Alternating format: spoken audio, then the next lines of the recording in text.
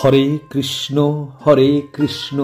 কৃষ্ণ কৃষ্ণ হরে হরে, হরে রাম রাম রাম হরে হরে।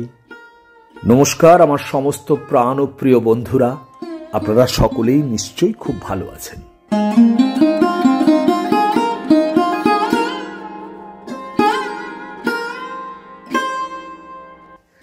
আজ আমরা শুনব রাজা পরীক্ষিতের কথা।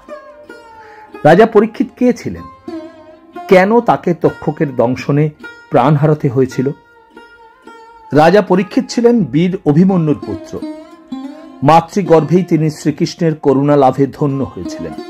পাণ্ডবেরা দ্রৌপদী সহ মহাপ্রস্থানের পথে যাত্রা করবার পূর্বে যুধিষ্ঠির পৌত্র পরীক্ষিতকে কুরু রাজ্যের রাজপদে অভিষিক্ত করলেন। রাজা পরীক্ষিত একদিন মৃগয়া বেরিয়েছেন। পথ হারিয়ে তিনি গভীর বনে চলে গেছেন। ক্ষুধায় পিপাসায় তিনি খুবই কাতর। এমন সময় দেখলেন সেখানে একজন মুনি ধ্যানস্থ হয়ে আছেন। খুব আশা নিয়ে রাজা তৃষ্ণার জল চাইলেন মুনির কাছে। মুনি কোনো উত্তর দিলেন না, জলের কোনো ব্যবস্থাও হলো না। তখন তৃষ্ণার্ত রাজা ধৈর্য হারালেন। দুঃখে ক্ষোভে একটি মরা সাপ মুনির গলায় জড়িয়ে দিয়ে রাজা জলের সন্ধানে অন্যত্র চলে গেলেন। এই মুনির নাম ছিল শমিক। শমিকের বালক পুত্র শৃঙ্গী একটু পরে ফিরে এসে পিতার এই অবস্থা দেখে খুবই রেগে গেল এবং শাপ দিল, আমার পিতাকে যে এই অপমান করেছে তাকে 7 দিনের মধ্যে বিষধর তক্ষকের দংশনে প্রাণ দিতে হবে। শৃঙ্গীর এই ক্রোধ এবং অভিশাপের কথা শুনলেন মুনিবর শমিক। তিনি ধ্যানে আরো জানলেন এই অভিশাপ পড়েছে দেশের ও ধর্মের রক্ষক রাজাধিরাজ পরম ধার্মিক পরীক্ষিতের উপরে। তিনি পুত্রকে তিরস্কার করলেন। এ কি করলে বালক? রাজার তো কোনো অন্যায় হয়নি। তৃষ্ণার জল না পেলে রাগ হওয়া স্বাভাবিক, কিন্তু শৃঙ্গীর অভিশাপ ব্যর্থ হওয়ার নয়। তাই তিনি মহারাজ পরীক্ষিতকে এই দুঃসংবাদ জানিয়ে দিলেন। রাজা পরীক্ষিত অভিশাপের কথা শুনে স্তম্ভিত হলেন। তিনি নিজ অপরাধ স্বীকার করেও নিলেন। মৃত্যুর জন্য এখন তিনি প্রস্তুত হতে লাগলেন। পুত্র জনমেজয়কে রাজ্যভার দিয়ে তিনি গঙ্গা তীরে আসন বিস্তার করলেন। স্থির করলেন অনশনে দেহত্যাগ করবেন। মাত্র 7 দিনের মধ্যে রাজার মৃত্যু হবে একথা জেনেই শুনলেন তিনিই হায় হায় করতে লাগলেন। মুনি ঋষিরাও এসে রাজার নিকট সমবেত হলেন।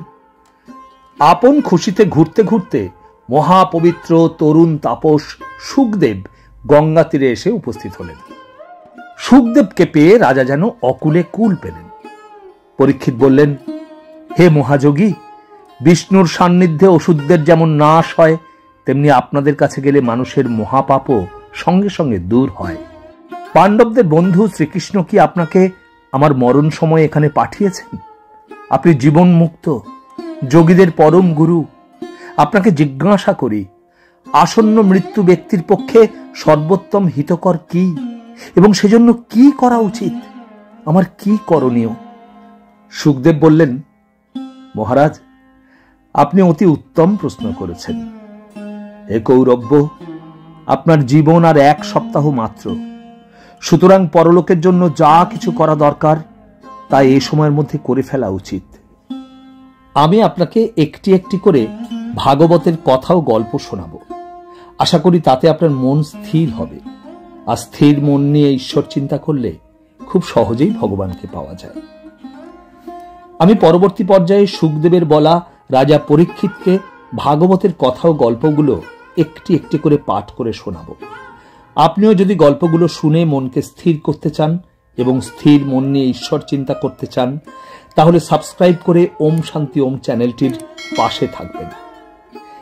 একবার আমার সাথে দুবাহু ঊর্ধ্বে তুলে বলুন, হরে কৃষ্ণ কৃষ্ণ কৃষ্ণ হরে হরে, হরে রাম রাম রাম হরে হরে। নমস্কার।